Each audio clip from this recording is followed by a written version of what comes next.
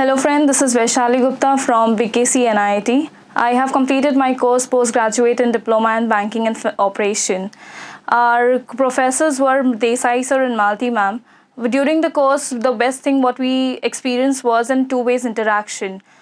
Daily morning lecture used to start with status of market senses, and we used to every day learn a new word. And every day all the batchmates were forced to come up and talk something about a topic was given or about themselves.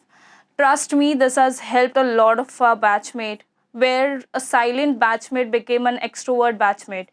So these experience from there, what knowledge we have gained and the way they groomed us has really helped in a professional career. We have learned to go extra mile and help the clients, which was taught in NIT, and this is what we are doing currently in my banking career. Currently, I have been working for 1 year, 3 months, and I have got a lot of emails, appreciation from my clients, which has also helped me in my rating. And I have gained a lot of confidence of my superiors, and they can easily leave the team on over me.